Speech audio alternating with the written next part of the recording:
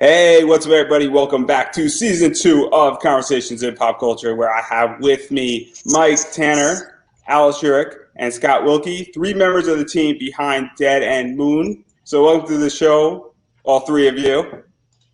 Thanks for having us. Thanks for having us.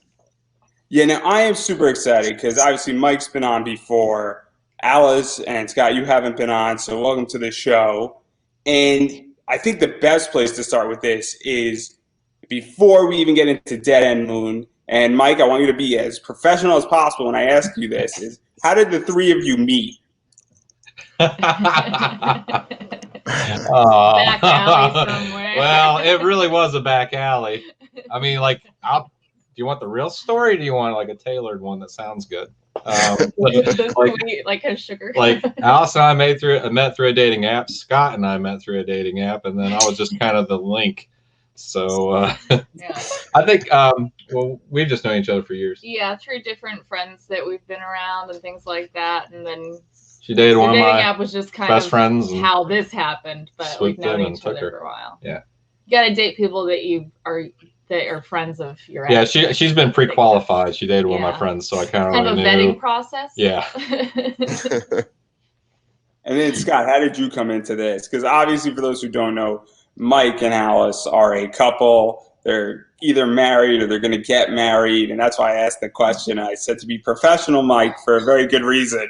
Because we all know we don't want the underground skit right now. We still are a PG-13 show. Fuck, now we became rated R. You only get one of those per show. I get it. So yeah, Mike and I are also a couple, and but no, we met. Was it 2014? Was that when you did Dragonfly? Yeah. I think we both were kind of getting in at the same time. Yeah, he was doing his Kickstarter first, and I backed it, and then we just started talking.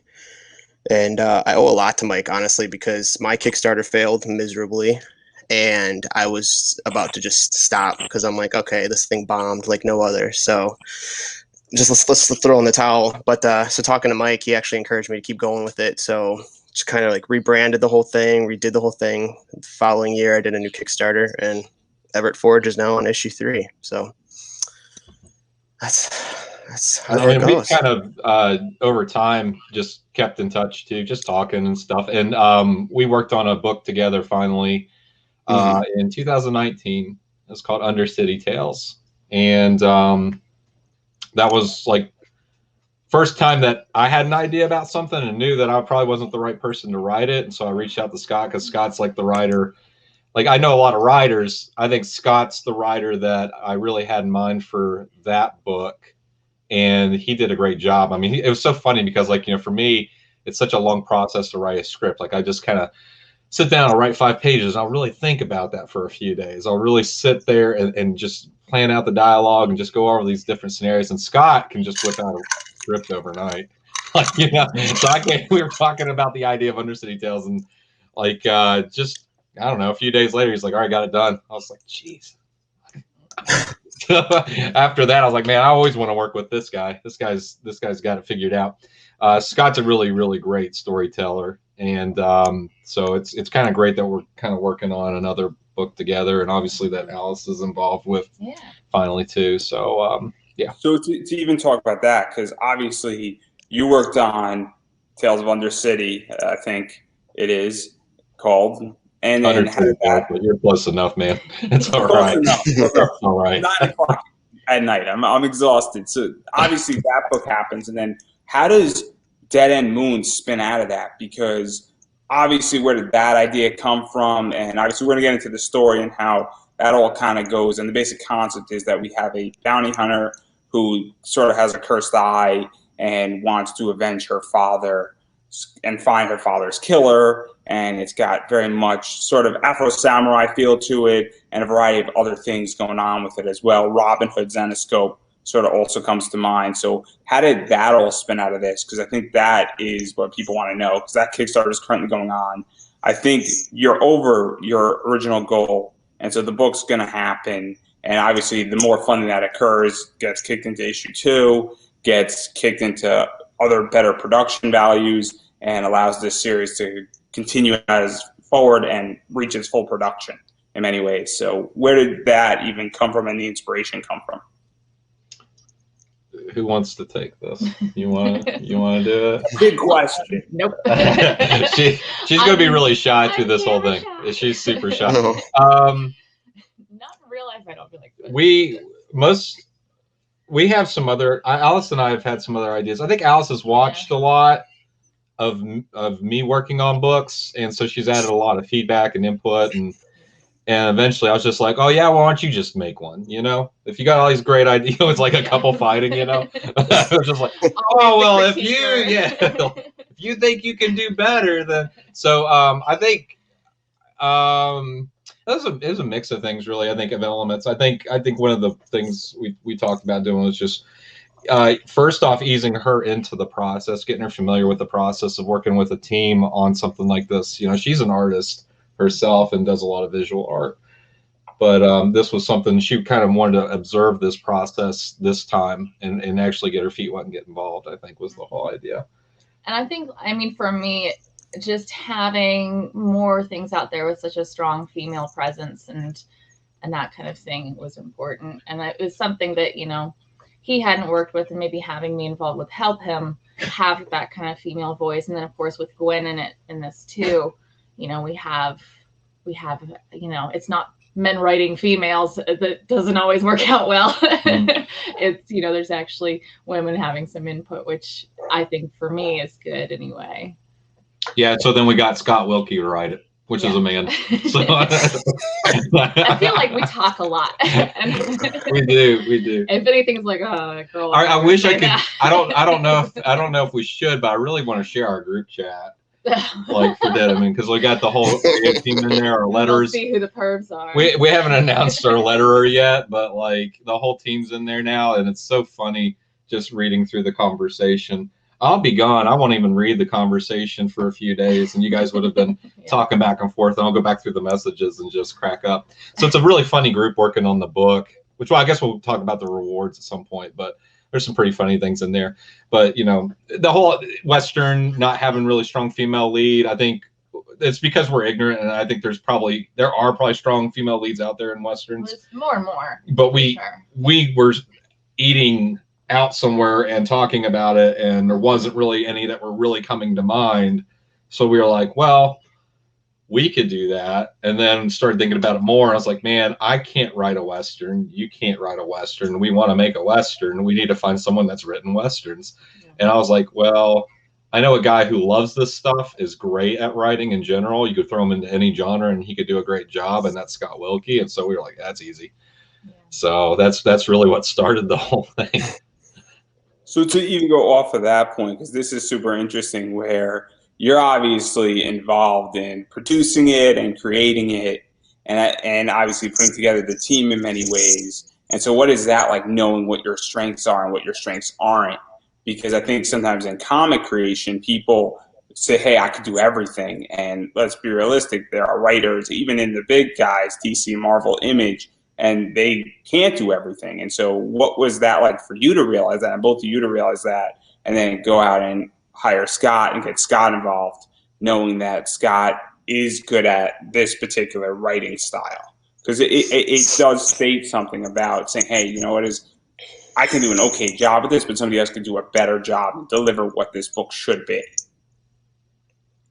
So that's a really good and loaded question, because, like, you know, I had to go out in the woods and live there for quite a while just to accept the fact that I'm not the best person for the job. You know, like when you get to a point when you're like, I'm incapable, and you can say that and know that, but that doesn't mean that you have to give up on the idea. You just have to get a good partner involved.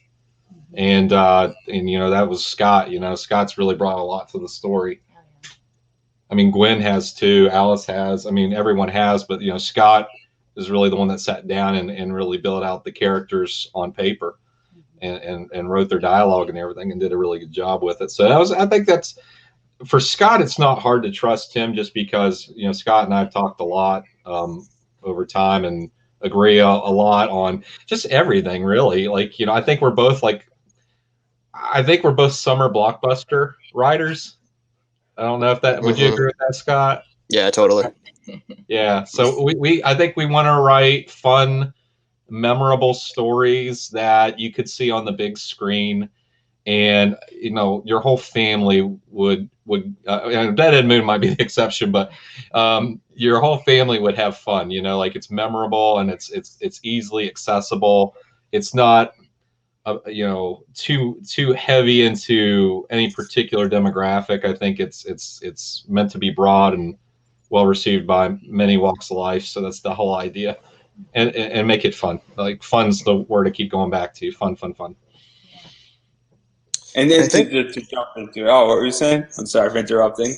No, you're fine. I think Mike and Alice definitely deserve more credit than I think they're giving themselves, because a writer is definitely not good until a good idea is proposed. So like with Undercity Tales, for example, I mean, Mike's the master at like elevator pitches, I think, because he sold that to me in like a single conversation in 5 seconds, and like my mind was just whirring out of control with possibilities. So I mean, a lot of due credit needs to go to Mike and to Alice, of course, for Dead End Moon. But yeah, just want to put that out there. So yeah. I'm going to pitch an analogy here.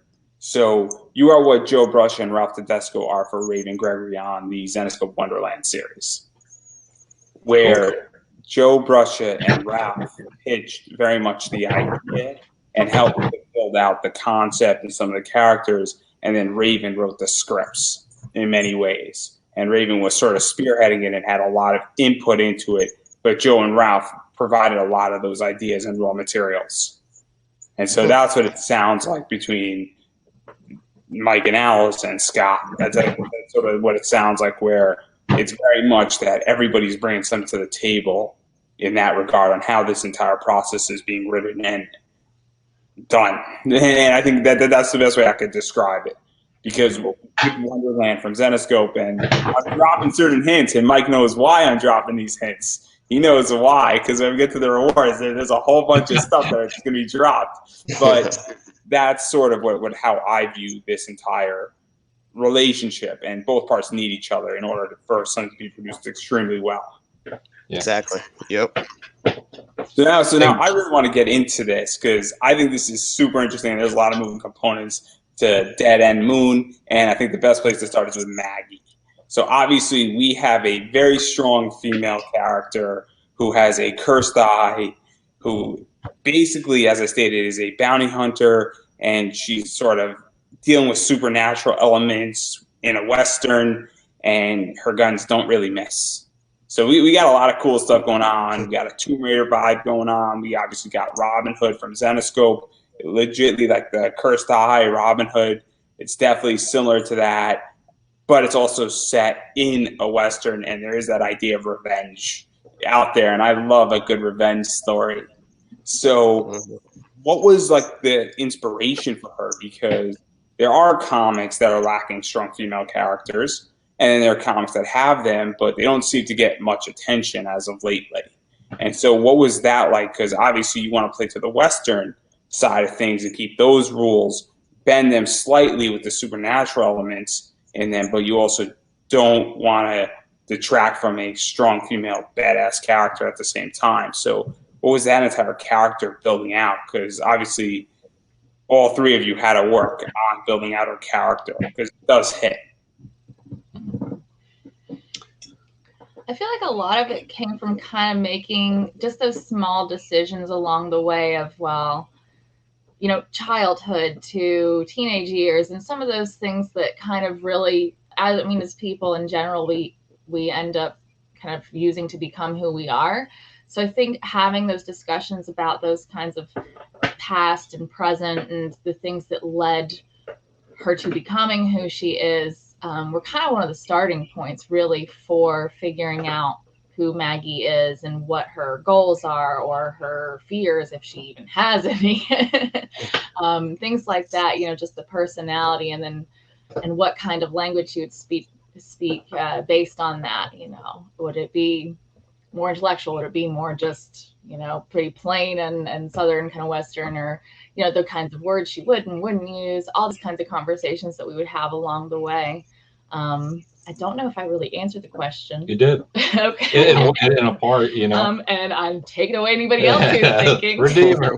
No, she's right. Like we, you know, Scott wrote dialogue, and then we were like, well, this doesn't seem like this is how she would sound, or something like that.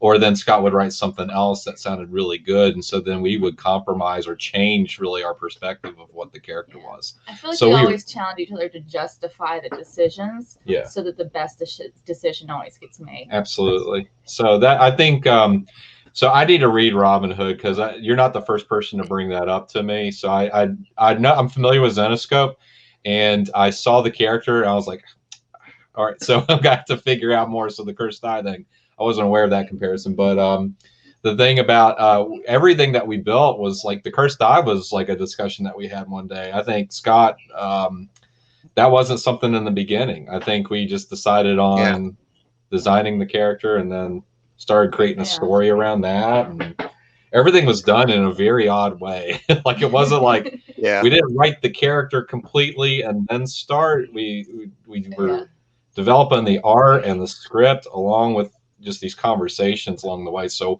we would go backward and say, well, let's redact this or whatever. Let's do something different with the explanation here. Yeah. Well, maybe it might start like, oh, well, what if she has an eye patch? Oh, well, what if instead of that she has a scar? Well, instead of a scar in her eye, she has, you know, the cursed eye. And the cursed so eye. There's kind of that whole elevation change there.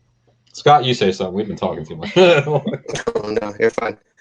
No, I think to echo Mike's statements, it did start off kind of in an awkward way, but I think it made it as organic as it is because of that. Because Mike sent me over like a 5-page treatment or 5-page script that he had done, and there's a character, I don't know if I want to reveal the name, but that character sold me on like the whole series. I'm like, all right, I get what he's doing. I get this vision that they're creating. So what I did is just for fun, I made the 5. So you can actually see it on the Kickstarter. It's the 5 pages. I wrote those first, and I'm like, how about this as the setup? You know, this kind of establishes who this character is and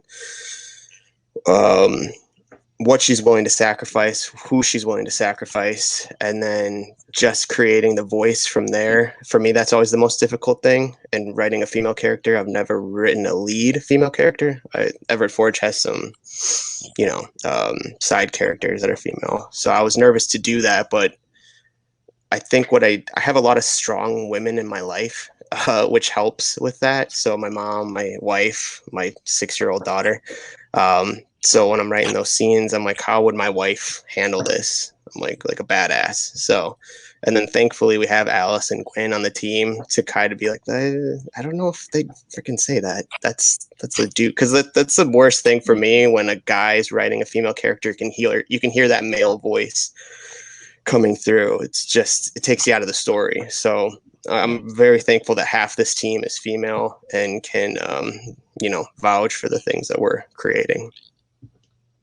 And to even go off of that, because obviously Maggie is a sexy character and she is attractive, but I feel though that that's not the driving force, where this isn't, to me, an eye candy book. You know, this isn't, you know, eating cake and cheesecake type of book. You know, she's a badass killing machine in many ways. Not to ruin anything. I mean, I think it's pretty safe to say if she's going after and trying to avenge her father's death, she's going to be killing some shit. So what was that like, finding that nice balance? Because there are a bunch of, you know, attractive women who are killing machines. I mean, we look at Tomb Raider and that entire character. She's an attractive character who can kill and do badass shit. And I don't see how Maggie is any different in that regard. And so that's something that I think is a nice touch. And I think that it was balanced very well in this first issue. So what was that like, finding that balance? Because sometimes books tend to go one way or the other and don't sort of hit that sweet spot in the middle. To me, I think more maybe about all of like the really badass women in history that we hardly ever hear about, all dating back before the Civil War. And I mean, there's all these cases of, you know, women who were spies who did all these amazing things that people don't hear about, or, you know, going off and doing like a full-on vengeance thing. And I mean, even in, you know, classic Western True Grit, you know, there's this little girl who is seeking vengeance, who, you know, is, I think, maybe 14 or something like that. And so I think there are just all these cases that in real life, even outside of any kind of comic realm, that can be such great things to be thinking about, that kind of helped with that too. That's my perspective. I think, you know, to add to that, like, you know, the mentioning of like a sexy character and everything like that. We talked about this early on. Yeah. There's a really bad stigma out there that the belief is that if you have a character that is nude, or if you have nude covers, nude prints, that suddenly you've depreciated the quality of the book and the story. And it's the craziest thing I've ever heard, because we as Westerners living in a Western society, we can blow the freaking heads off everything. We can show every part of you inside. Like, I can show you guts, organs, anything. We're cool with it. We can still have a great story if that happens, and if we put that on full display. But if we show someone naked in their natural state, it's the worst thing ever, and we're selling out, and the story can't be good. So I think that stigma is one thing that I wanted to attack. We both talked about that because we think that's just absolute bullshit. And the people that say that, man, I just, they have a very, very narrow view of art.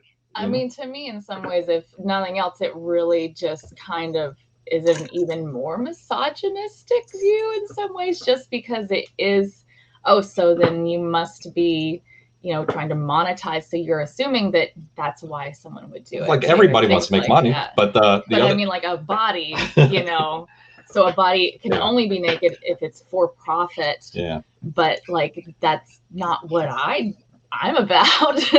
So one of our first motivations with this, and I was definitely motivated to do this, and I know Scott and I even talked about this too, and Gwen's even chipped in on this too, is that we wanted to disprove that belief system, and we wanted to really make a substantially really well written story that is not just about selling prints. It's come for the prints, but stay for the story. You know, come for that art.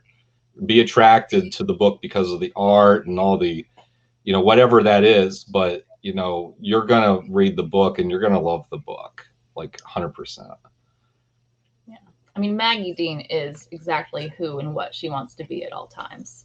So. Yeah. And to piggyback off of like what Alice said, we have no qualms when it's a scantily clad male in comics, or a superhero where you can see every ripple in his body, and those are fine. But the minute you show a little bit too much of a female, it's, you know, you're doing porn basically. But so that's why I was really sold on this, because Alice and Mike created this bigger universe. That, because I think I was naive when I first started writing comics, and I was like, I'm not gonna, you know, lower myself to that.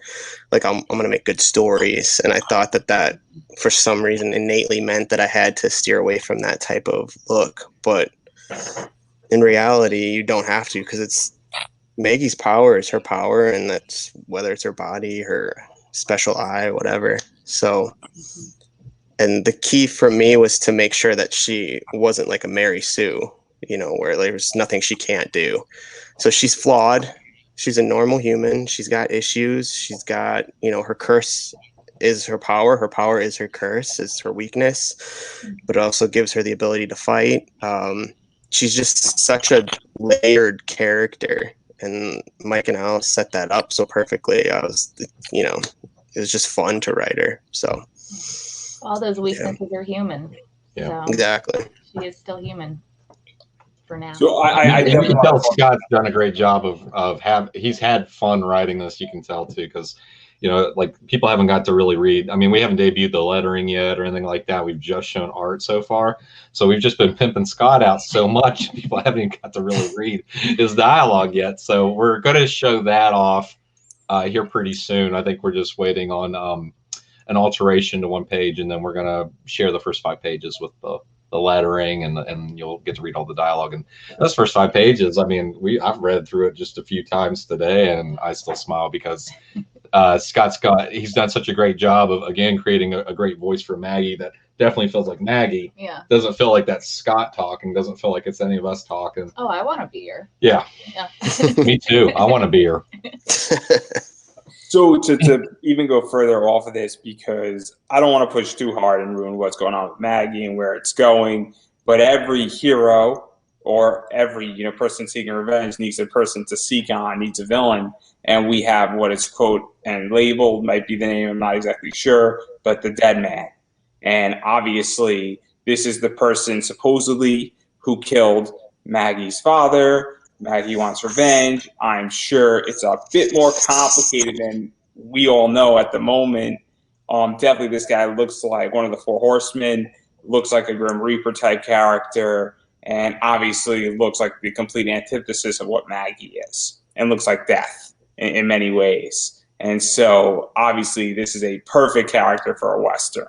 When you think of a supernatural Western, this is like what you think of. And so how was this character built? And I don't know how far issue 1 goes with this character, and I don't know how far you want to reveal what's going on exactly, but obviously there's something in play that's a little bit deeper than what's let on. Scott, you want to take this one? That's a tough one because I don't know how much more to give away. I just want to blame it on you. Yeah. It touches upon him enough that you'll be coming back for issue 2 for sure. The design though, that was one of the characters that stole me on it when he was originally I wanted to inject myself into this project in any way I could. So I was like, I'll proofread it, I'll edit it, whatever you want me to do, let me be a part of this. Because after I saw, drafts of what Maggie would look like, the Hansel, I'll give away his name after I heard about that character in there, and then Dead Man, I'm like, I need to be a part of this. So yeah, the Dead Man is the quintessential Western villain, and then not, if that makes any sense. Like, there's a lot to him, and shit, I don't know, man. I don't know how much more to give away. He's as badass as he looks. He's even more badass. Another question, Andrew. Get him off this. He's gonna give it all away. But as cool as people think he looks, he's that significantly cooler once he's revealed on the script and panels.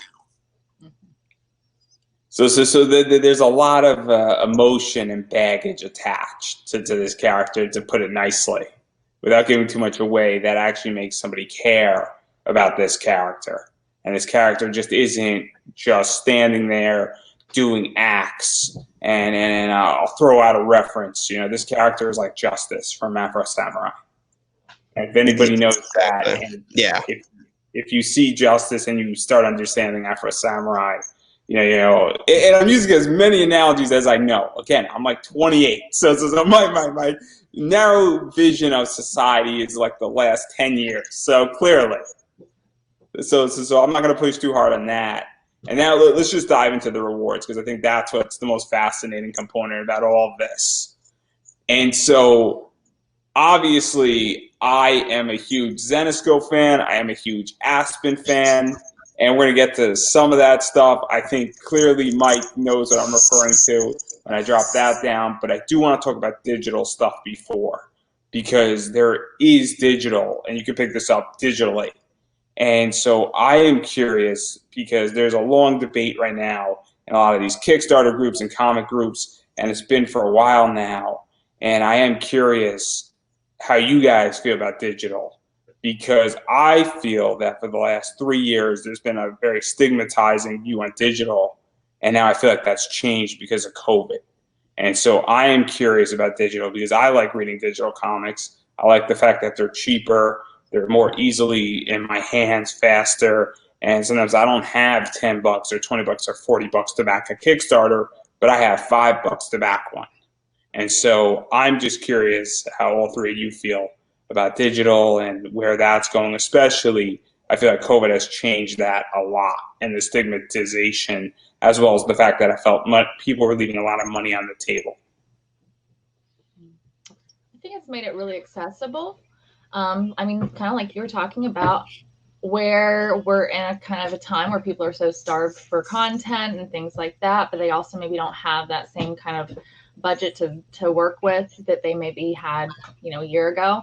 So I think having all that, the digital stuff is something that does make it more accessible and just more available for a wider range of people, just because, it's an affordable thing, and it's something that can be more instant, especially if, they want it now kind of as soon as possible kind of thing. They don't necessarily have to wait for words to come in or the print to happen and all that stuff. So I'm a fan of digital, and I've had to teach digitally and virtually a lot lately. And I feel like it's something that sometimes it can be something to overcome if you're not familiar, but at the same time, once you have it, you can kind of have it with you at all times too. So it's in a lot of ways more portable than maybe the print issue, which can be kind of an added bonus, really. Stuck waiting for your COVID test, and you can read this book. So I'll jump in on this one because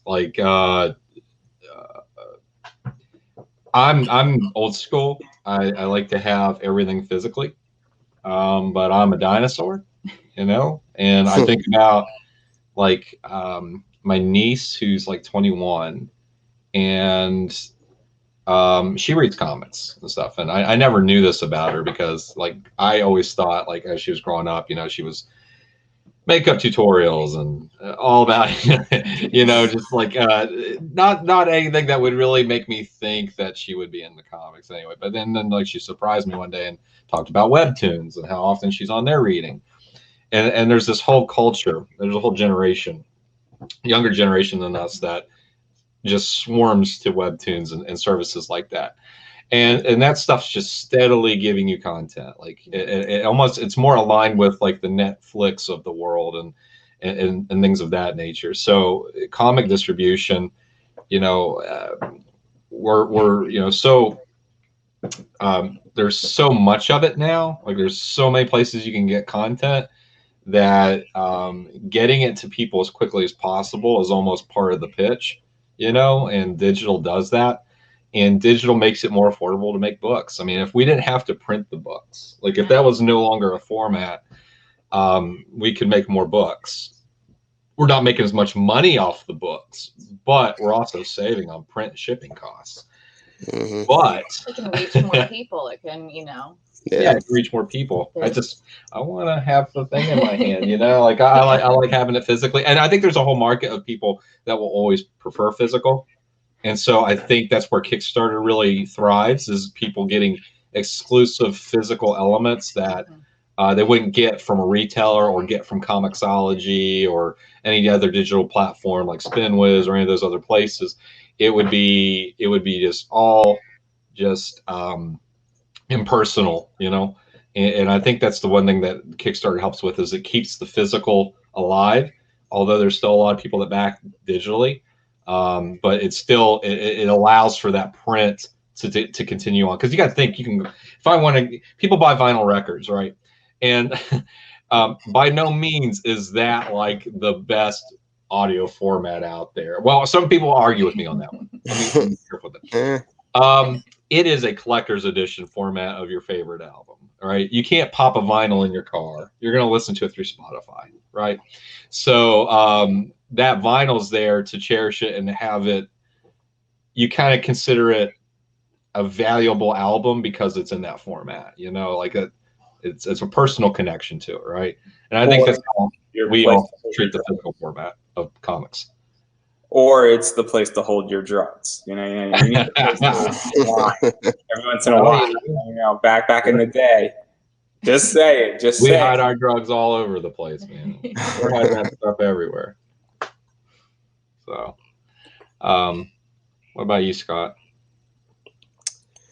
I think like you, Mike, I was very at first anti-digital. I prefer the physical copies. To this day, I still, but I think my first foray into digital, I had to host a steampunk comic book panel at Phoenix Comic Con. So I needed to really refresh myself on steampunk comics, and I needed the art so I could put it in a PowerPoint. So I'm like, let's just hit up Comixology, and that's when I really realized the bang for the buck that you get. Because man, I polished through like 10 comics. I spent maybe $20, and I'm like, wow, I got a lot of entertainment for a little bit of money. Found a whole bunch of artists, writers that I wasn't necessarily familiar with, so I got introduced to their works, and then I end up getting the physical copies of their stuff. But I think it's nice to be able to delve in and just test out something before you invest, $40 on a Kickstarter. If like, hey, I'll check his stuff out on Comixology or whatever real quick and see if it's good. And then if it is, there you go. Kind of like a little trial size or appetizer or something like that. So well said. Yeah. And do you feel that digital also is a gateway where somebody who might not back your Kickstarter, for instance, might say, hey, I'm willing to risk $5. And then when you do a second one, especially on a first issue or even like a third issue, maybe that, all of a sudden I could catch up real quick. And then when you come back for the second or third or fourth issue, now I'm in, because a lot of times Kickstarters, and I think you've done this also, Mike, where you can get the physical issues from the last issue as well in like a second issue, and so you could catch up also if you really like it. And so if you're back digital, you can always go back later, and I've seen that done a lot of times, especially with like regular cover A's, for lack of a better definition here of a book. So that's how I view also digital. I don't know if you guys view it similar to the way I do it. Yeah, I'd agree with you. Yeah, because I've had at my last Kickstarter, because that was issue 3, I had a couple people reach out that they checked out issue 1 on Comixology, and then they ended up actually getting the physical copies of issue 3, 2, and 1. So totally agree with that.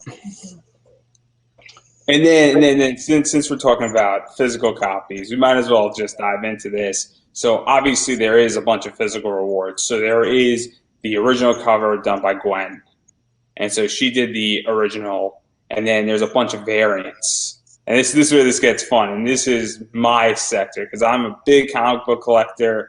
I tend to deal with comics. I buy and sell a lot of comics. I speculate on comics. And so obviously, I think Gwen did another cover called The Hunt.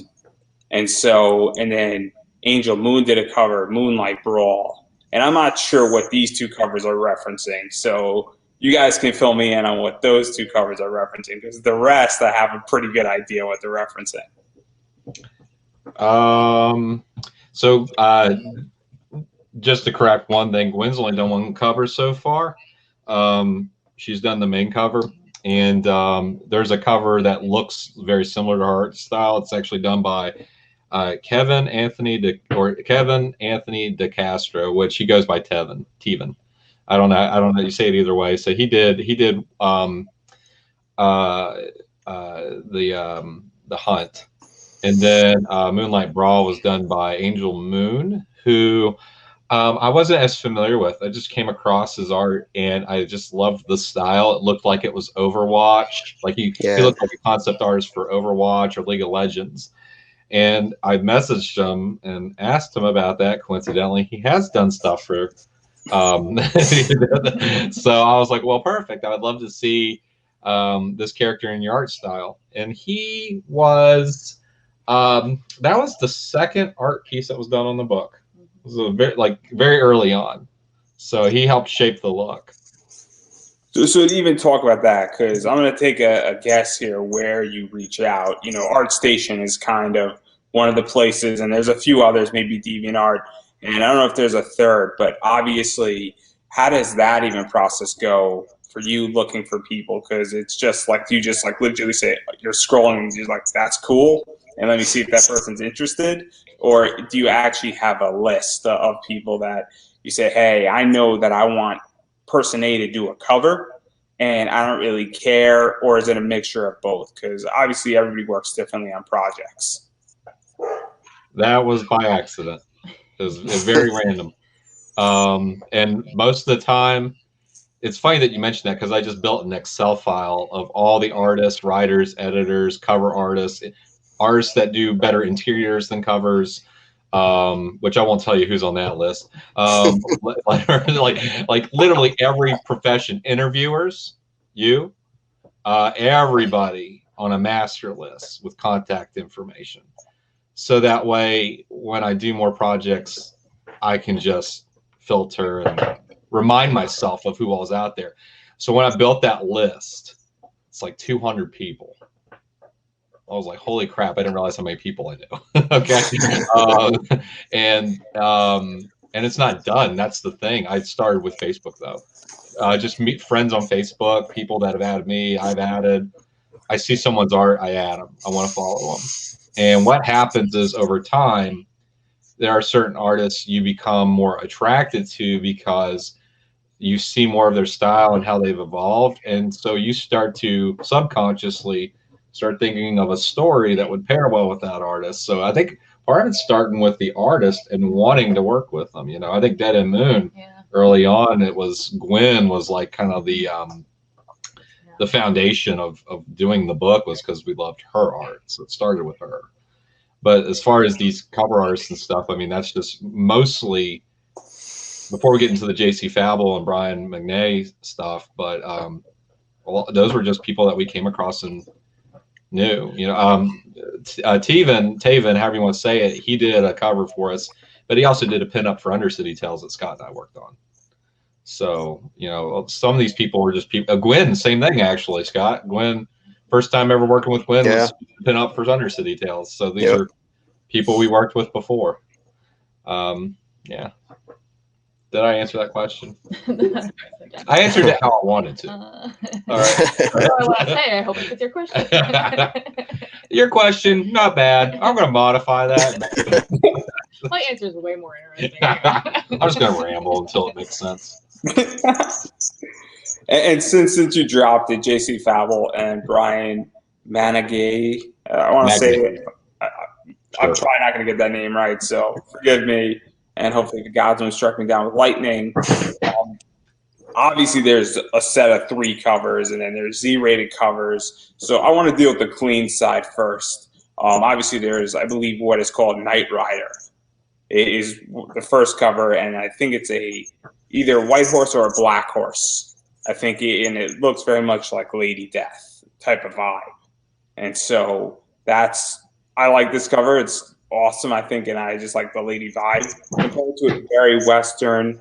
And so where does that idea come from? Because obviously, or was it just that say, hey, just take a shot and throw something out there? Or how much guidance do you give? Because indie comics versus mainstream comics, you know, different companies and different people have different guidance they provide. Yeah. The horse was something that we thought of early on as having a different persona during the day and night. So those 2 pairs of covers really represent the horse more than anything, really. So Knight Rider is just really what that horse is really like. And then what it is during the day is more of a facade. Yeah. Mm-hmm. And then diving into the second one, and I don't know if anybody knows this, but so after my first interview with Mike, and I don't know if you remember this, he sends me a cover, and it's a Keith Garvey cover of, I believe, Alice or Violet with the Cheshire Cat as a rug, laying out in like sitting by, or no, it's Cinderella, I think, laying out with it because it's Cinderella. I think it's Alice. Yeah, Alice. I think it's Alice from Alice and then Cheshire Cat. Because when I saw that, I was so pissed because we did our cover. We've had that forever because we sat on Dead and Moon for a while. A lot of this art was completed 6 or 7 months ago. And we really sat on this for a long time because I was promoting another book, and I'm really, up until recently, I've tried to just promote one book at a time and just dedicate all my energy into that one book. And I won't share anything else up until that book's done, shipped to backers, and then I start talking about the next one. So Dead and Moon was just like hush hush, and I'd share it with some friends. So like I shared that I saw that Zenescope cover, and I was like, well, I think ours is better. That's just me. I know I sound biased, but I felt like ours was better. But I saw it and I was like, man, we're gonna do it anyway. So the reason why I like this cover is that this is done by one of my favorite artists who did the Zenescope cover, Keith Garvey. And I was Keith Garvey's first official interview. So that's why I love this cover. And I just think it's funny. I think it's an amazing interpretation. And I think it's just such an homage to it. And I think this cover is just the best one out of the batch. This one's called Fireside, and I think it just hits the nail on the head of, you know, something that you're just stop and dead stop. Like if I saw this cover, the clean version or the Z-rated or nude version, however you want to call it, or uncensored version, you know, in a store, I would stop at both of them. And I think that's what this cover does really efficiently, more so than the other two, in my opinion. And that's why I love this cover. And so that's why I want to talk about it. And I know that you sent me that thing, and that's why I just love it. So that's something that I think is arguably the best cover out of the batch, in my opinion. Cool. And then the third cover very much references Aspen, J. Scott Campbell, and a few other artists have done stuff similar to, which is the girl in the bathtub. And obviously the clean version, the water is very much, I guess, colored, for lack of a better word. So you get that magic element of sexiness. Dirty water, we could call it that too. And then the uncensored version is clear and reveals everything. So obviously, what was that like building that one out? Because that is also a very familiar cover, much like the Garvey cover as well, where those two covers, you see them, you stop. If you're scrolling through this Kickstarter, you recognize both of those covers so quickly, and it just registers in people's heads who are big comic book fans.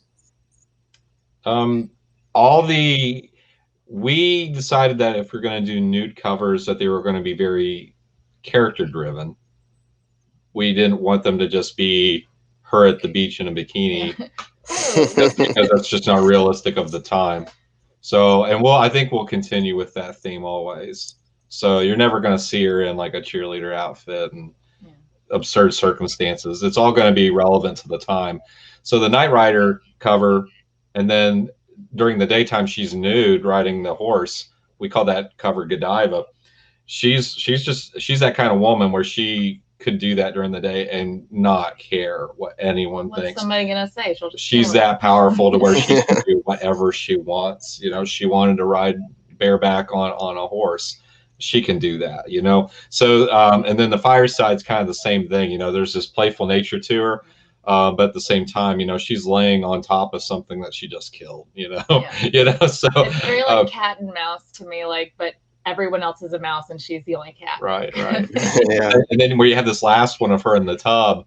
So there's obviously a kind of like a sensual component to all of these. Her being in the bathtub, she's wounded in the bathtub, and those are healing waters that she's in right now. So there's a magical concoction in the water there that helps her restore her wounds, because when you look at the other cover and the water's drained and she's naked, the wounds are gone. So you know, that plays into the story. So these are all things that tie into, you know, the narrative to a degree. There, we agreed that if we were going to do that, then we would want to make sure it includes the narrative elements.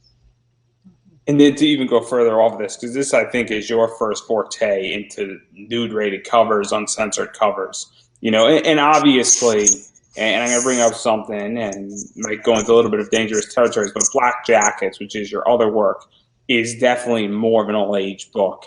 It wouldn't work. Nudity doesn't work in that book. I can't. I wouldn't. They're all like 8. There's like one character that's 18. and so, yeah. The reason why I bring this up is because Chuck Pino kind of talks about this as an editor, where, you know, certain things you can do nudity, certain things you can't. You know, certain books you can't curse, certain books you can. Language is important. And so what has this been like to be able to have more of an adult book and have this unlocked. Because if you did this in Black Jackets, it just wouldn't work. It would be a failure in many ways, because that's not the type of story it is. But in this story, in Dead End Moon, it works completely to go down this route. And so what has that been like to have that freedom? Pretty liberating. I think I learned early on too, and I think Scott's kind of seconded this, I think we did Dead End Moon at the right time because we're early on enough in our career and as a potential publishing house to branch out and try different things without having any kind of stigma attached to us, which I think is really important. I think if you establish earlier on that you can do anything, that you're just not this type of writer or a creator, I think that helps not pin you down with rules. So, I've had people messaging me about obviously this book. They said the cheesecake. What I mean? Like I had to early on. I had to look that up because I wasn't as familiar with it, but I totally get it now. And I've got a lot of creator friends that talk about hey, doing a cheesecake book's kind of like an easy route. It's kind of a it's it's its own set of challenges too. And I thought about that a lot because it is in a way for someone who established early on that they would never do that or never try to push past those boundaries. And I mean, knowing Alice as well as I do, and us know, and I'm not saying she's a freak in the bed,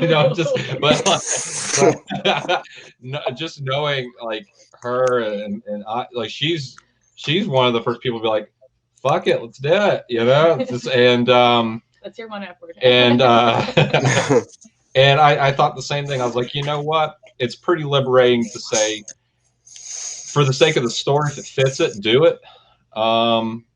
And be bold, like that's the phrase I keep hearing is be bold, take the risks, push boundaries. If somebody says that you can't do something or you shouldn't, that's a clear sign that you should. So that's, I think we're going to continue to do that. I mean, granted, we'll never do Nudes of Black Jackets. So you shouldn't do that. Like, that's just, that's a different set of reasons there. But, as soon as I'm in a conversation with the creator, and it happens often, they're like, yeah, I just don't think that's the right route, or I don't think I would do things like that, or I don't know if that's right for me. I'm like, great, glad it's totally right for me. We're all comfortable with this. Well, this book to me is like, well, what would Maggie do? And Maggie would do it. Yeah. I mean, I feel like it's so, well said. It's still very true to her, the person whose story we're telling. Mm-hmm. And to me, sometimes that message is more important than, what other people think. I was telling this, it was really funny. Like, I didn't know how much we would bring this up because we haven't really talked about it at all, really, because of the controversy around this kind of stuff. And maybe we're bringing it up more than you are, but we've been talking about it a lot lately, just because where it started to pick up momentum, the book's doing really well on Kickstarter. I think that's starting to become a conversation. I think there's going to be more creators that do this kind of thing. So to even add fire, I guess, air to the flames or fan the flames, one of the things about uncensored books, nude books, is that on Kickstarter, they tend to fetch more money. They tend to be a higher reward tier in many ways as well. And so there is this entire discussion. And I hate to keep using Zenescope, but Zenescope's a great example of this, where their nude books go for $100 a piece. Or they go for $50 a piece versus a $20 price tag. And so you have to sell a hell of a lot less nude books to make up versus unnude books, to equal the same price. And I think that your Kickstarter sort of follows that as well. And so what is that like for you as a business? Because even taking away the cheesecake element of it, at the end of the day, you want to fund, you want to get the book. You said it yourself really well where, hey, we might have a nude cover, but you're going to like the story too. And we have X to bring you in. And it's almost like you're implementing a funnel to some degree. And I had this discussion with somebody, I'm not going to say who, and we had a disagreement live on the air on this show last week. And it was a civil disagreement. But it's this idea that I understand. It's the same thing with varying artists, where I'll come into a Kickstarter because I like a certain artist, or I want a nude cover, and then I might like the story, but I just want the art, and then that gets me in the door. And so I'm curious, as a potential publishing house, or even just getting funded, because you want to cross the borderline. And all of a sudden, if nude covers do that to some degree and you have the liberation to do it, I mean, you're a business. And so it's, in many ways, it's a business choice. And I'm an interviewer. There are certain guests that I purposely get on because it gets me what I need to get across to get other guests on. And I have no issue saying that publicly. And so I'm curious how all of you feel about that, because I think that's a really tricky space right now. I feel like I'm gonna hog answers. I got like so many answers for this one. Anyway. Yeah, Scott too. I really want to get you on this one too. But so let me try to summarize that question. So, are you asking that we are? How do you feel about nude covers as a business decision? Sure. Okay. Versus just because we can do it in liberation versus artistic. If that makes sense. As a business decision, I think it's made perfect sense because you can kind of see it in the result. Again, it was our first time trying to do something like this. I was, talking with Alice, like, I hadn't promoted any, really many of the variant covers until the launch of the Kickstarter. We really held stuff back. We got people pulled in just with Gwen's art, and we got people pulled in, just with the premise alone, and that Scott was involved. And then when the Kickstarter launched, then the store was open, right? So then you could go in and see what all's available. What's funny, and I obviously can't share names from the Kickstarter or anything like that, but I made a conscious point to go down the list of backers. And through names alone, I think you can almost always determine gender. Not always, but for most part, there's certain names that just lean certain ways. And we've had more female backers on this book than any other book I've ever done, which is one thing to boot. We've had more females involved with this book than I've ever worked on before. And we've had more female artists interested in this book more than anything else that I've done before too.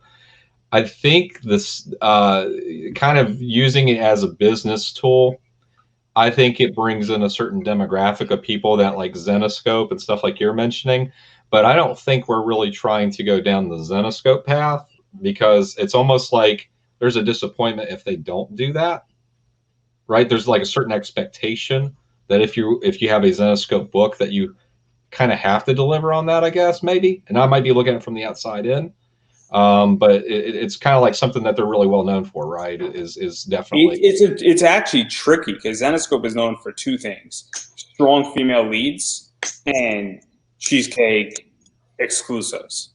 That's what, and then really good female leads, bringing in top DC and formal writers on their books, and having really well done, intricate stories. But then also having that cheesecake side to it too, having promiscuous covers to some degree, having very playful covers, and having exclusives. So Zenescope's entire model is that they have the goods to back it up, but they also have that type of cover stuff that in their business model has proven extremely well, and it's proven better than ever. They're growing, right? I mean, and they've got great artists that work on their stuff, right? Like I've contacted a few of those artists. Just actually this week, heard back from two that work with them a lot. I don't think we're really trying to. If we go down the publishing route or self-publishing route and actually create a publishing house, which I think we're kind of not there nearly yet. I still have a lot to learn, but we don't want there to be any kind of certain expectations. So like, we'd rather be like a film production studio where God knows what we'll put out, like, hey, if I sat down and talked with you and said, hey, what kind of movies does Universal Pictures put out? What kind of movies does Warner Brothers put out? You'd be like, everything. And that's kind of what we want to be known for too. So that's kind of one stipulation with it. Now, as far as the use of naughty covers and things like that, you know, I think a lot of what you have to do in terms of marketing, and Zenoscope probably does a great job of this too. Since you mentioned this, I need to read some Zenoscope books apparently. Is there's the film trailer and then there's the film, right? And you know, the film trailer is what's going to make you buy a ticket so that you sit down and watch the whole 2-hour movie, right? So you have to have a very good trailer to convince people that this is something they will want to see. Sometimes you show too much. Sometimes you show just enough. Whatever it is, there's definitely a delicate balance there with a film trailer that you have to give them the hook in 2 minutes. And so I think that when you create a Kickstarter page, when you market covers and things like that, that's your film trailer. That's what's going to get people to open up your book and read the great story that's inside there. So that would be my maybe answer to that one in general. Scott, you want to say something so I shut up? No, you're good. I think the key too is that none of the sexuality, none of the nudity is gratuitous. It serves a purpose at some level. Like Healing Waters, that cover, she's not just naked in a bathtub for shits and giggles. Like she's in there to heal. So there's always like a component to that. And I think a good example, we had somebody comment on one of Mike's posts, like commenting on Magpie's concept art, that she was happy to see that she wasn't in like stilettos, that she was in, you know, boots. She was in, you know, just form-fitting clothing. She wasn't in, you know, a fishnet skirt and like a crop top. So we can appreciate the female figure without being just so, I don't know, whatever you want to say, but you know, putting her in a bra and panties, you know. Yeah. Well, that's just not practical. Exactly. You're not objectifying somebody exactly for no good reason. Exactly. And like Mike said, I've experienced it too. The ones who I've had not pushback, but you know, like, oh, you're doing that. It's been male creators. The female creators, female comic book readers have been very appreciative of what I've shown and what Mike's shown from comments I've seen on his Facebook posts. So I think again, I don't know if men trying to be heroes or what but it's like, you know, it's okay. It's not, I don't know, you know, it's tough. So it's tough to speak to that being a man as well. So sometimes what it is that, especially other creators, I hate to say this, but there's a lot of politicking going on, and sometimes some creators are just pissed they can't do it or they haven't done it yet, and they're like, great, now I'm not going to be able to do this, or me doing it now it looks like I'm emulating, because that happens too, where, you know, sometimes it's not about the issue, it's about saying, oh snap, that's doing really well, or it's really cool, and I'm just pissed that I didn't do it first. And now if I do it, I look like I'm copying or following the trend and not setting the trend. So I've noticed that too. And that's some of that, I think, is a play in it. Definitely. I think there's a lot of assumptions too that come into play. I think they just assume that there's going to be a very paper thin story behind this, you know, that we're just going to put all our chips down on nude women and hope for the best. But that is the complete opposite. I think all 4 of us have invested a lot of time and energy to create a very robust world, a very 3-dimensional characters across the board. It's ones that we haven't even seen yet in the concept art and pages. So it's not one or the other. You can have a comic that appreciates the female form and tells a good story. Yeah. I would agree with all of that. Yeah, if you got an Alice Yurick answer to that, you wouldn't have all night. Mm-hmm. She would go for it. Or I would get grotesque or something. Yeah, you know, it was important for us to have a female team, you know, like having and I think there are females out there that probably don't appreciate it. We probably, you know, upset some with that. And just like we've upset some male creators and friends that we know personally sometimes when you do things like this. But it's you know, just like anything else. I mean, you upset people when you cuss. You upset people when you do something really gory. You know, like you're I'm just here to find an audience and find the right audience for the right book, and I want to just be a master marketer. You know, I want to focus in on that first. Make sure every book finds its right audience. Yeah.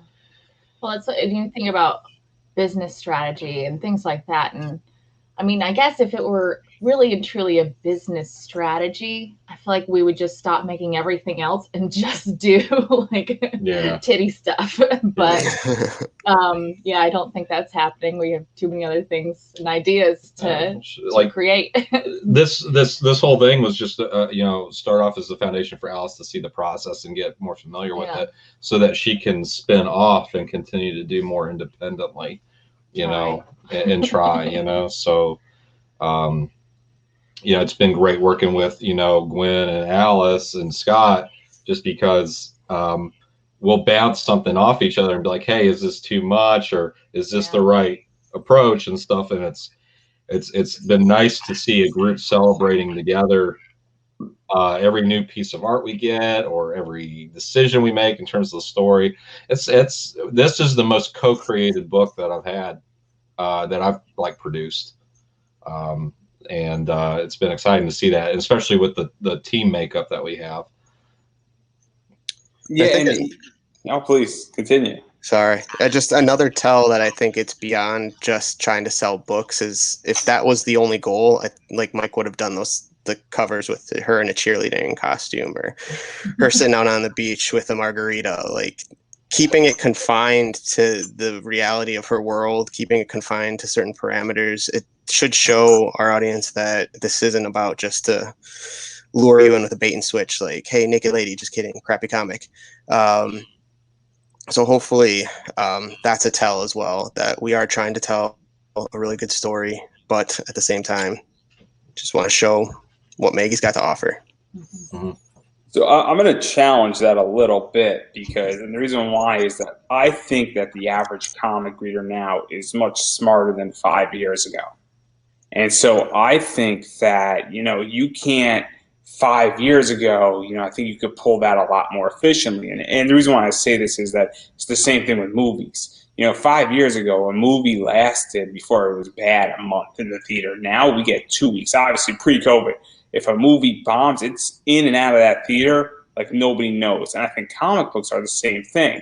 I know because I read a lot. And if I hate a comic book, believe me when I tell you, I write a review on Goodreads, and I'm like, this is horrific. Same thing with an anime show that I'm watching that comes out. And obviously, I'm a big Crunchyroll fan. And so I think people are very receptive that when something that they don't want to be, you know, fooled, and that you can't give people something crappy, and that even with all these covers, you know, I think if you give somebody a bad cover and then the cover is not related to the comic itself, or if it's a variant, obviously there's something else going on, you know, with it, and it's purposely sort of stated, that's one thing. But I think that, you know, people aren't as dumb as they used to be in this sector. And so I think you need to stay true to your book in many ways, I think is my point. And I think that if you're not, your book, you'll be able to get people to buy it once. But if you're looking to have 5-6 issues, you know, if you're not true to your book and the covers with it, and they don't fit in or they don't tie in to some degree, you know, I think you're going to lose audience members. So I tend to agree that you guys aren't producing a crappy book, and I think it's actually playing well, because I think everything has shifted now in the entire comic world, where you need to definitely tie in your covers to your books, especially on the indies, more so than ever. You know, DC, Marvel can do whatever the hell they want to do, but if you're an indie Kickstarter, I mean, your cover needs to match what you're selling in many ways. Yeah, I think there's a lot more just accountability in general, you know, from the readers and from people, because giving feedback has become so much easier and things too. So like you talk about, you know, you comment and people do, and they, especially even, you know, with digital, they can have the PDF and be commenting before people even get the physical copy. So that accountability, I think, is kind of a driving force to really make sure that we keep ourselves on the correct path and remain true throughout as well.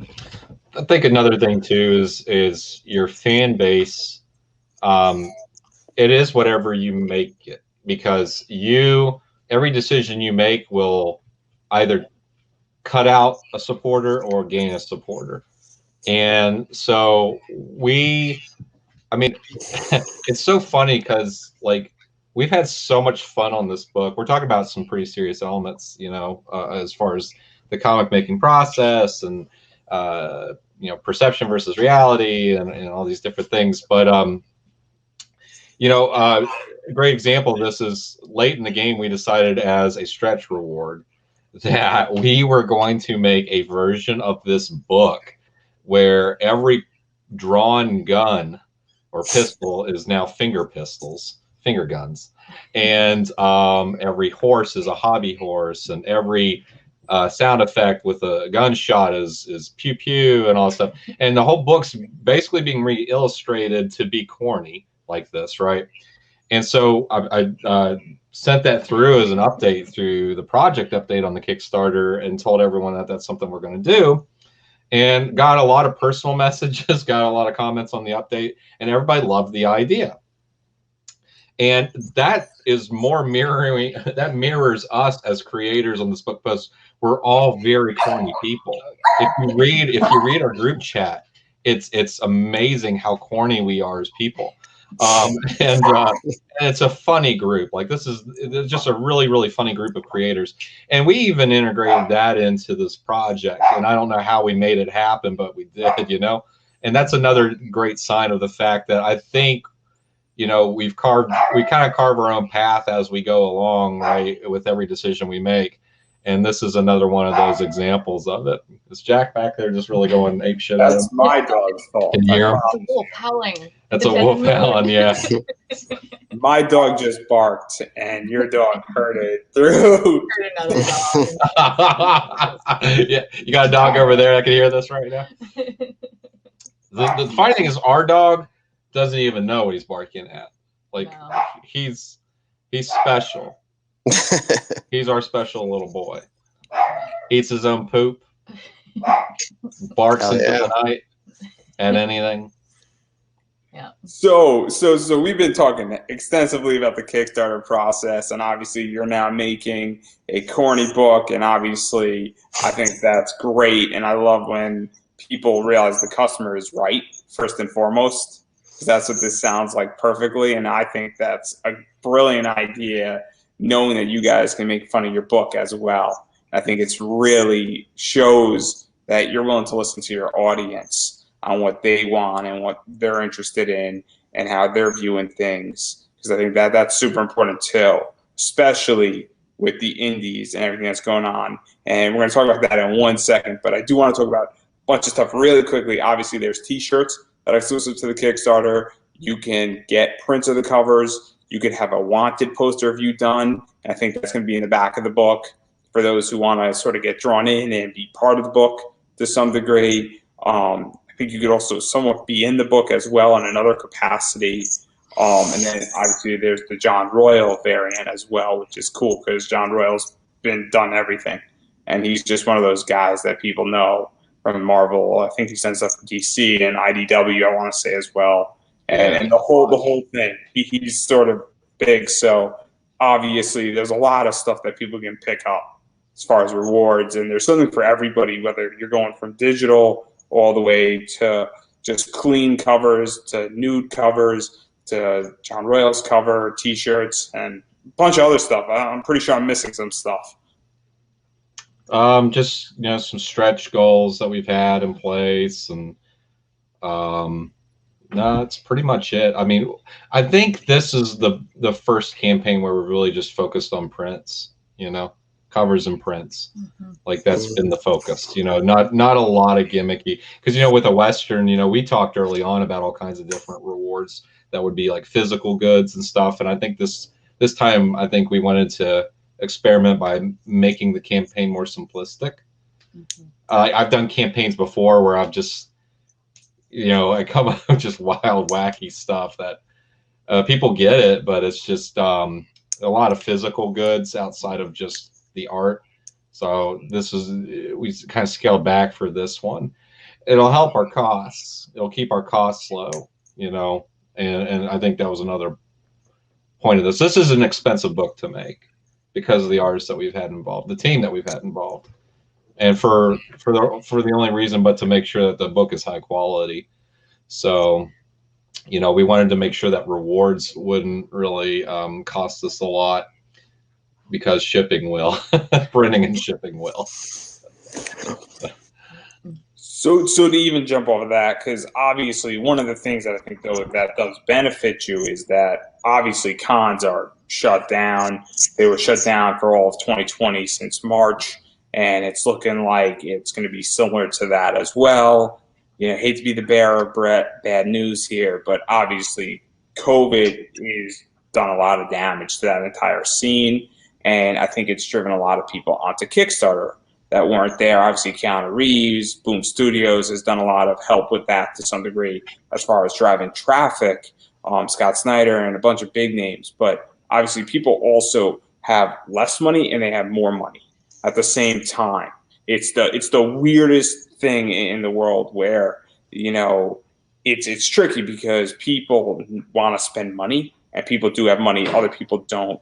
And so I think that's helped and driven stuff. So how do you, all three of you, feel about how Kickstarter has played out and this book being expensive, but also people starving for content due to lack of cons and conventions happening, and even not paying for hotels or travel or any of that? So I'm just curious how you guys all view that, because it's very interesting because there's a lot of stuff going on with that, and there is a divide on what's happening. And also there is more competition as far as Kickstarter hitting, due to everybody being on. It's true. What do you think, Scott? For me, it's hard because I've never actually sold any of my books at a con, except for when I did panels. And it was funny because actually in 2019, I'm like, 2020 is going to be my year. I'm going to start doing cons because I got Everett Forge issue 3 ready to go, and then COVID hit, so that kind of put a damper on that whole thing. So I've never actually experienced that. All of my sales I've done through just, you know, guerrilla marketing on Facebook and Instagram, Twitter, etc. So I don't know that world so well. I mean, I know it from the outside looking in and buying books from cons, but so for me, I haven't been affected by it that much. Kickstarters and social media have been my main sources of income with the book. So to even go off of that, do you feel that social media and Kickstarter and Facebook and Twitter and Instagram have been more competitive for you at the moment? Or do you feel that it's been the same, or do you feel that it's even been less competitive? Because it's complicated now that everybody's on it, but everybody's also not on it. It's a weird time collectively. Yeah, all around, yeah, it's a totally weird time. And I do see there's definitely the more competition. I think the market, I mean, the indie market's already becoming saturated before COVID hit. So now with COVID and everyone kind of pilgriming or making their way to that, it is definitely,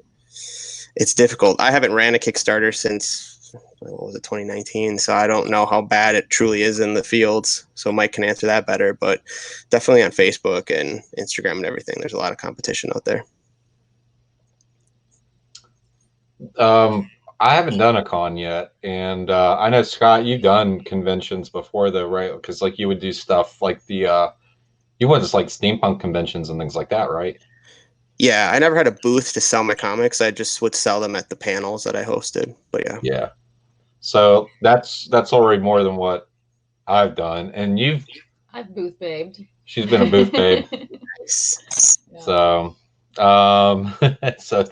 I have no experience. I wanted to. I was looking forward to it this past year. The first time I talked with you, Andrew, it was about that. Like, 2019 was going to be the year I'd save money back just to build a really big eventful booth.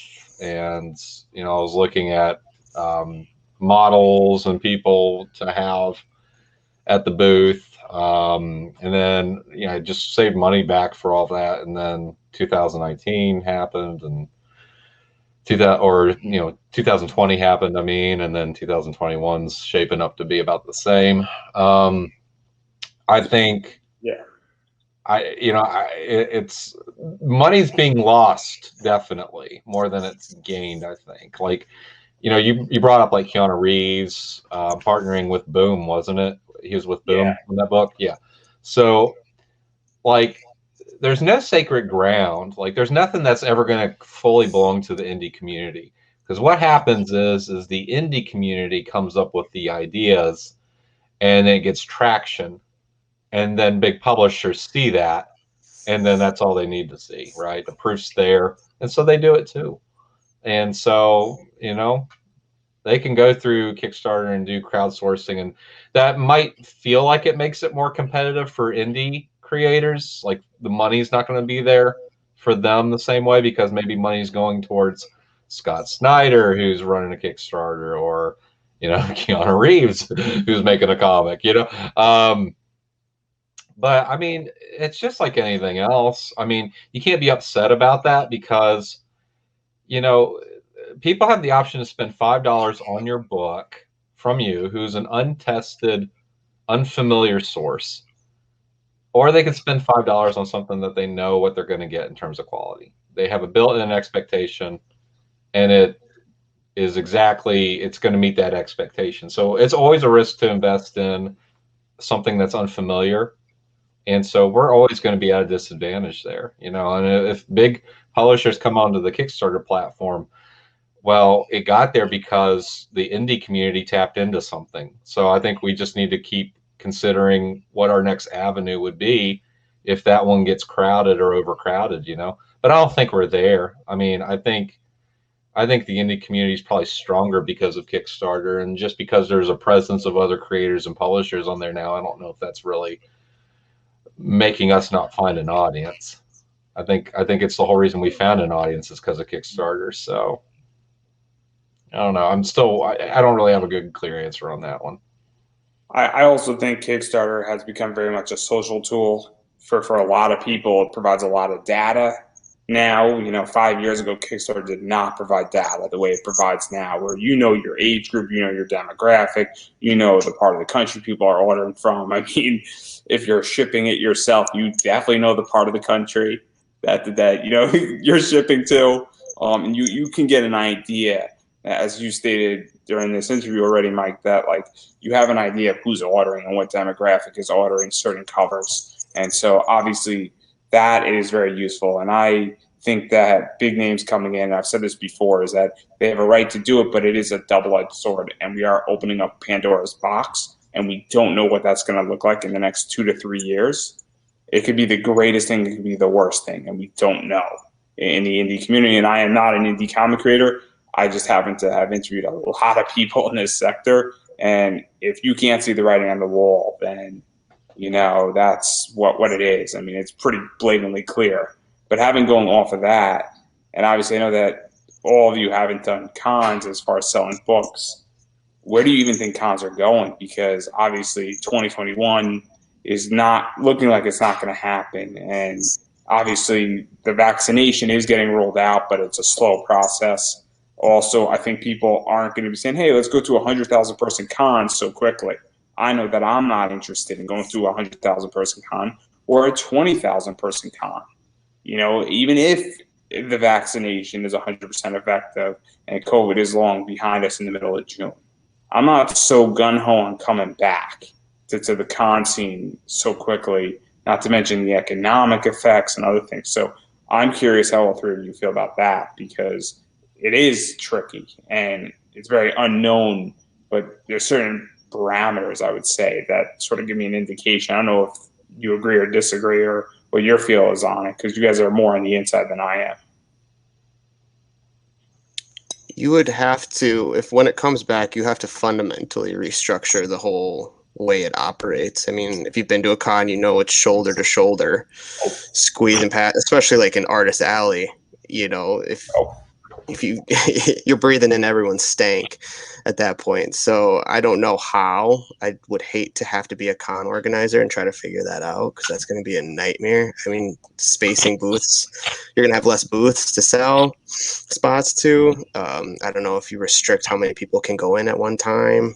It's going to be a difficult challenge for a con.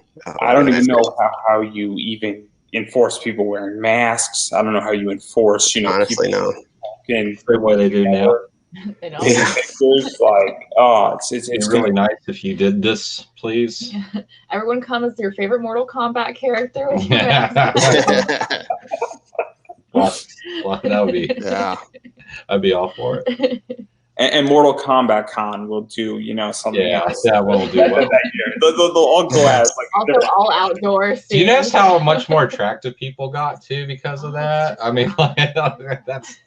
Sorry, I'm being a dick now, but it's just perfect time to get braces. Yeah, right. Yeah. So like, I live in the South, so if you can cover up someone's mouth, I mean, I'm gonna stop because I think social distancing and things like that, I think that's something that'll go away when the vaccination has hit a point where it's. We're going to eventually have to just treat that like the common flu shot. You know what I mean? Eventually, we're going to be like, hey, this is going to be something that you're going to need. Thing, yeah, right. Like there'll be mutations of it, just like there are in the flu virus, right? I think every year we see some sort of alteration. They weaken. And I'm not trying to compare COVID to the flu, because I'll get a lot of rocks thrown at me just for that. But what I'm saying is how we treat something that's unique or foreign to us, and we're still trying to understand. I think as time goes on, everybody gets comfortable and gets back in the water. And maybe Jaws is not a good analogy for this either, because I might be sounding like the mayor of Amity. Everything's completely fine. Just a couple kids have been slaughtered. I think we'll get to a point where it'll be, common acceptance again to just, we're not always going to have to wear masks. I believe. I really think we'll get to a point where we'll all be comfortable again, and there's going to be people that will never be comfortable and will always wear a mask, and those people will probably just, it'll be just a part of, where we're just going to, have a way of life there where we're always going to have to be mindful of that and accommodate that for the people that. There are countries that already do. Yeah. I mean. I think humans are so adaptable just over time that eventually we kind of find ways that things need to change. So if this is something that is an ongoing thing, then we adapt, and maybe we progress beyond something that maybe will be a better version, hopefully, So I think the ways that things can adapt can drive some positive changes, maybe in how people kind of do these different things. It's like, even you think about going Christmas shopping, if you're trying to go out to the stores and just having that limited number, I know it was probably less crazy for retail workers that could actually actually your job person to person. There are those things that it's changed already in that kind of realm. So ideally and hopefully even just in the con realm, there will be some positive changes that maybe make things more accessible to people too. If there's a huge line for someone, maybe they can adjust how they're doing that and stuff. So I think there might be some positives and some good things that we change because of it, and can maybe be more productive and efficient and things like that too. I think there'll be more cons too. Like that was like as soon as when you're talking about that, like. If there's less artists, like if you're spaced out more, let's say space is a big a concern. We're just going to need to have more of them in closer locations. Like I think that's another thing too. Rather than there be these meccas, for lack of a better word right now, but these epicenters for cons. We see that this is happening more, within states, and there's different pockets in each state where they have conventions where a lot of artists, that maybe couldn't make it to this convention because of spacing, they are now in this one over here, and that's going to be with another group of artists with the same scenario. So I kind of feel like less vendors in a building means that there needs to be more buildings. So I don't think the artists are going to go away. I don't think the vendors are going to go away, and the fans certainly aren't going to go away. They're just going to have to be more outlets, and I think that might actually be a good thing, because just listening to Alice there, I think that might be a byproduct of it, is that we just have more conventions, but And smaller scale. I also think that customer service is going to have to go up as well. Mhm. Where I think that's going to be the secret sauce, where prices are going to have to increase. But I think with those price increases, there's going to be better customer service, and there's going to be more access to what you want. Yeah. So now, instead of having to, you're going to be able to get what you want faster, more efficiently, or you're going to be able to get something super special at a convention now. Meaning that, for instance, and I don't know if you have ever thought about this, but obviously different people have con exclusives. A bunch of different companies have it. And I think that's what's going to start happening more as well, where that type of exclusivity, where, look, legitimately, this is the only place you can get it. And here and here and here in these 4 cons there's 100 of them. And now, this is the only place you can get it type of thing. And I think more customer service, more specialty is going to persist. And I also think that, I think more spacing, and I also think more digital stuff is just going to start popping up. And right now, the digital side of things isn't working. Wizard World isn't working. GalaxyCon is doing okay. And then there's like Color World is doing okay, but they're not killing it. But I think that eventually some company is going to figure out how to do it the right way. And I think that's also going to be replacing it extensively. And I don't think we're there yet, because I think a lot of experimentation is happening. But I think that eventually we're going to get there too, because I don't think this is going away. I don't think interviewing is going away, because this is definitely a byproduct. What we're doing right now, and any interview right now in the middle of COVID, is a byproduct.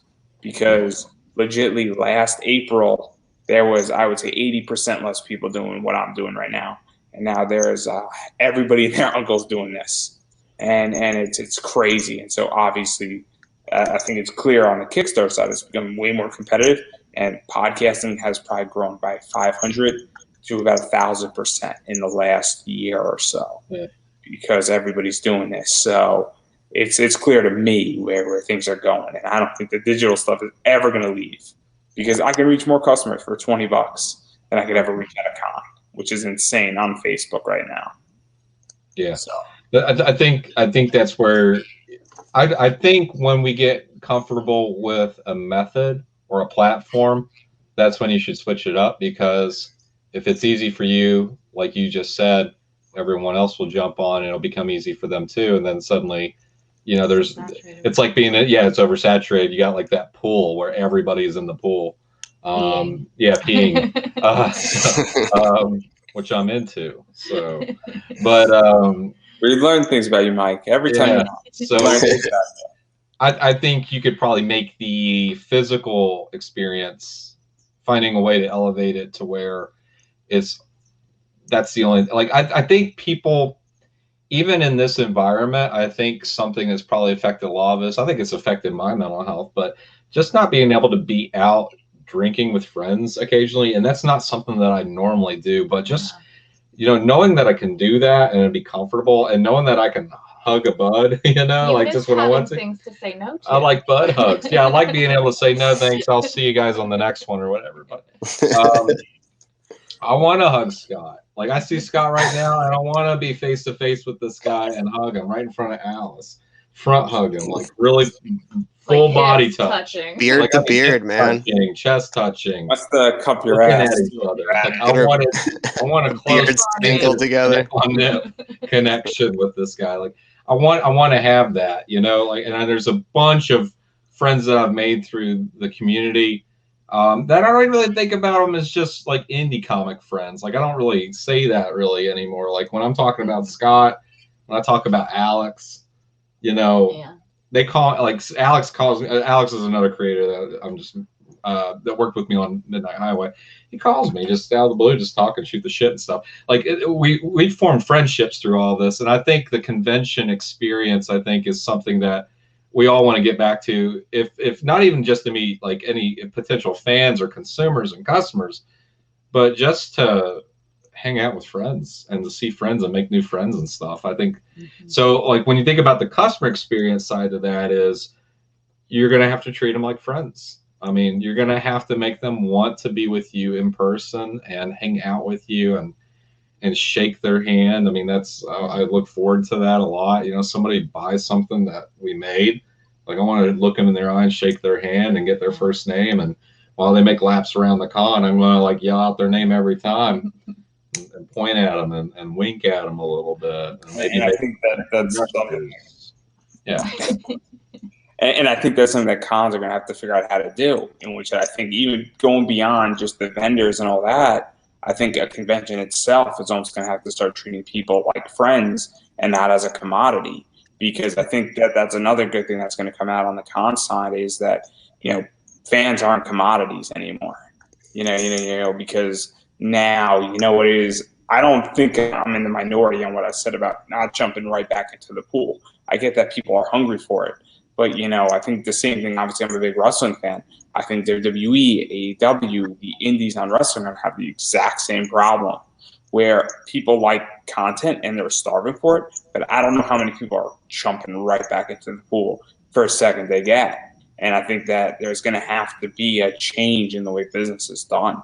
And I think, you know, whoever figures out what that change is going to be and capitalizes on it, whether you're an indie creator or you're a celebrity or you're like me, who I'm a panelist and I host a lot of panels at cons, you know, whoever figures that out first is going to kill it and is going to get the most fans when all this stuff starts starting to come back to normal. And so I think it's going to be just such an interesting venue. But obviously I can't top Mike wanting to pee in the pool, and that's what he's into. So I don't know if anybody has any other comments on that. Oh, I'm sure they have a lot to say.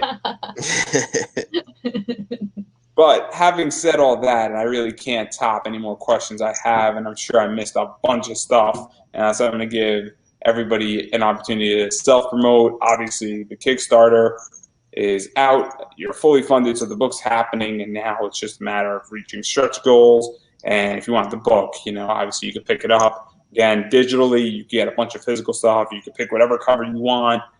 Everything is pretty reasonably priced, all things considering. So obviously, check out the Kickstarter for starters. So where can people find the Kickstarter? Yep. I probably want to take a pause for a second because we talked about Dead End Moon a ton. There are other Kickstarters also going on right now that I think people should really check out. I'm going to start with a few that I know that I've backed and have supported. I'm going to drop one because I want to drop one that you might drop. One last job. Yes.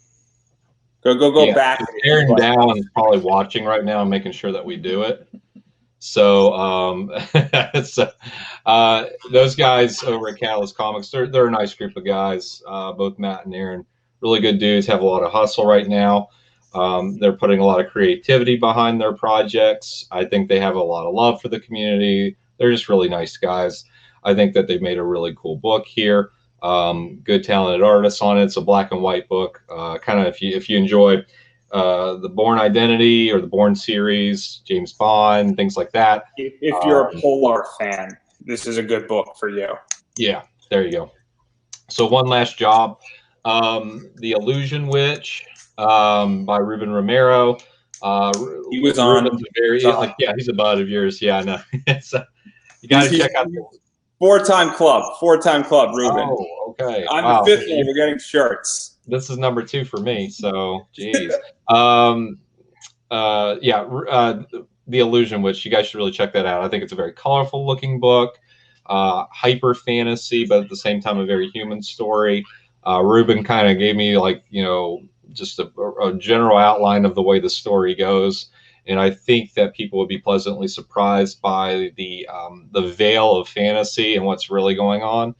So it's a pleasantly well-written book. I'll sell something about that as well because I could sell it. So there's an Easter egg in the first issue, and the first 5 people who spot that are going to get a really cool thing from Don't Forget a Towel, which is also Casey Balker's book imprint. He's got a bunch of stuff cool as well. Pursuit of Plastic is a really cool book, but I'm not too sure when that's coming back for issue 2, but it's a super fun toy book, but obviously that's involved. So if that's not a good enough incentive for you, I don't know what the Easter egg is. I'm competing letting everybody know. He didn't let me know, and he said I could compete. So I'm absolutely competitive, and I promise you, I will find it before everybody else finds it. You can call me partisan. Yes, that's a Ready Player One reference. It's a really bold statement, man. I take you up on your challenge. I'll have all my students. Keep in mind, like I talk to Ruben every day. I'm like, hey, show me any kind of new art. I could probably see this book before it's went to print. All right, so I'm gonna be digging, man. I'm competitive. I'm also dirty. So, and then and listen, like Scott Wilke's book, Legend of Everett Forge. Wilke. Yeah, Wilke. I said it. I said Wilke, didn't I? I do it all the time. I don't know. I call him shithead more than Scott and stuff. So like it doesn't matter what his real name is. Right? So, Scott's book. It's one of the first indie books that I read that I was like, wow, I felt humbled and I was like, God, I gotta get better at writing. And because I was like, man, I just wanted to be okay at writing and get through this. You had to be good, And Scott's book, Legend of Everett Forge. I don't know if he promotes himself enough. I really don't think. That's why I'm gonna pimp him out. Scott,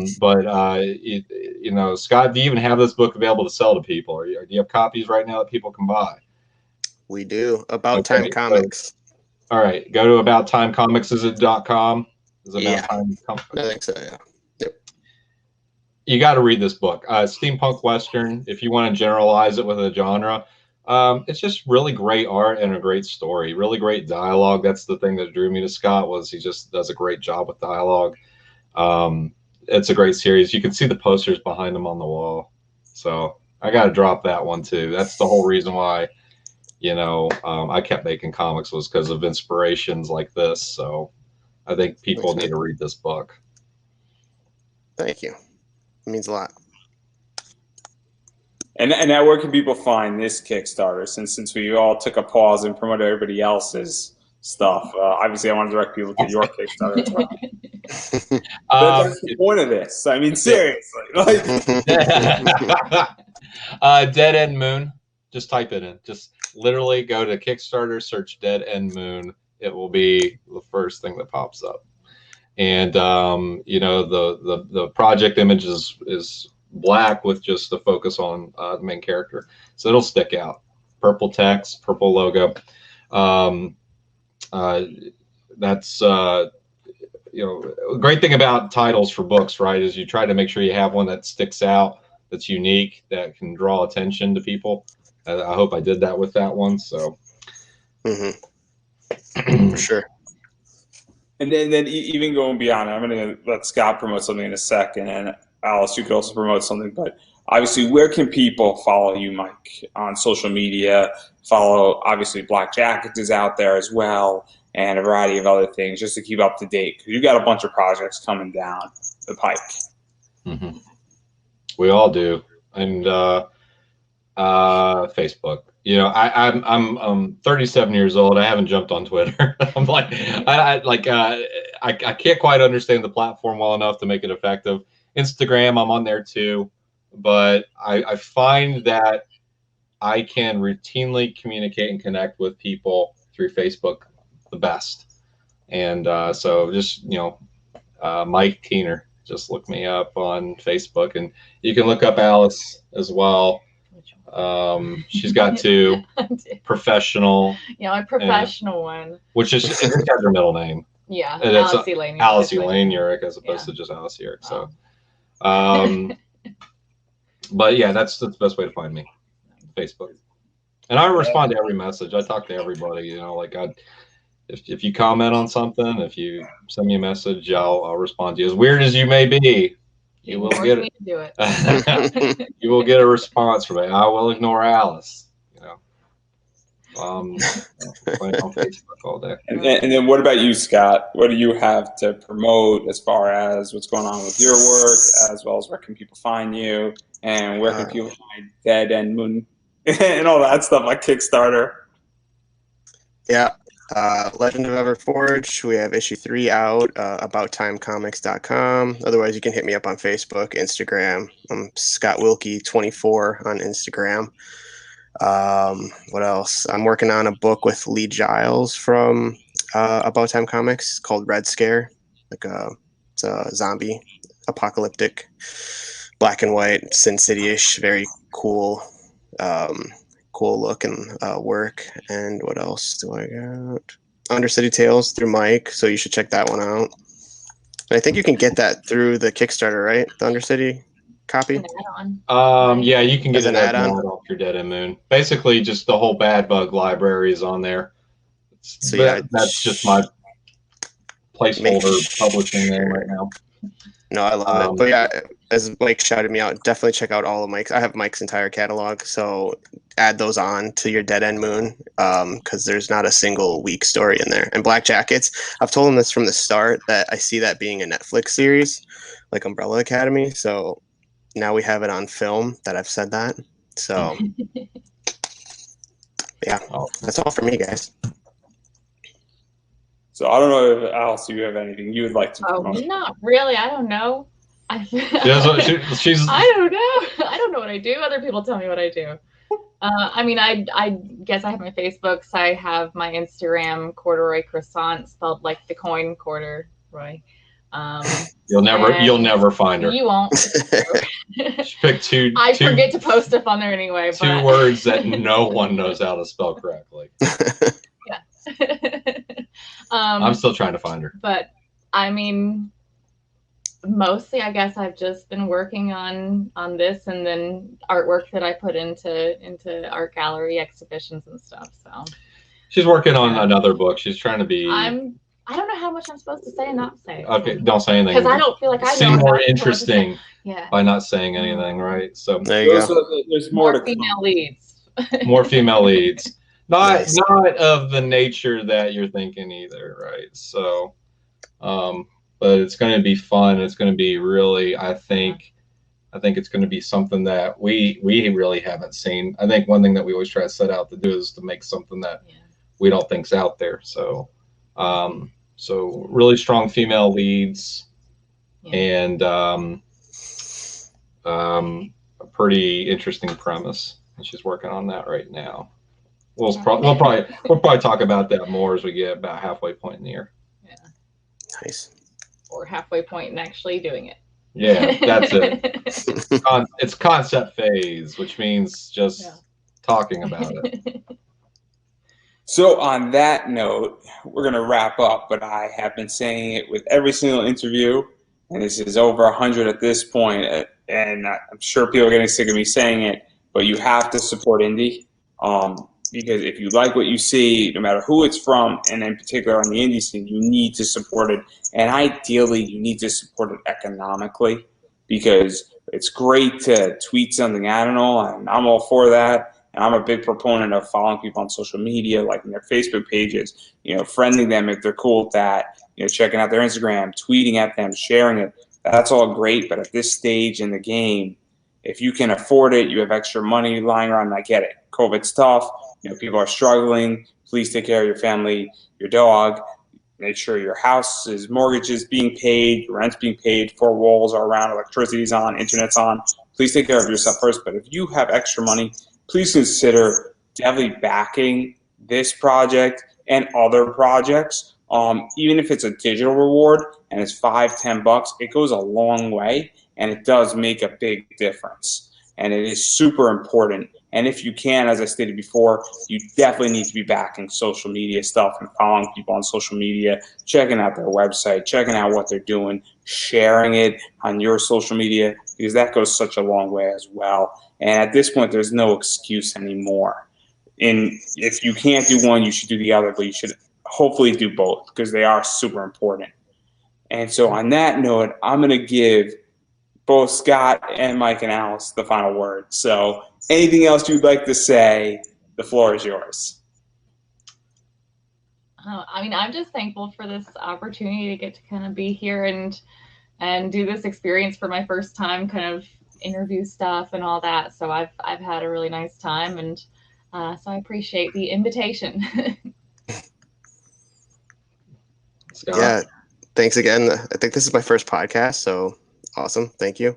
And again, and before Mike speaks, keep it professional, please.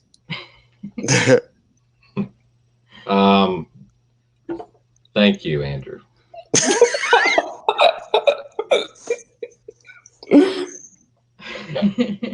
Well said. And on that note, it's a wrap. Thanks for having us.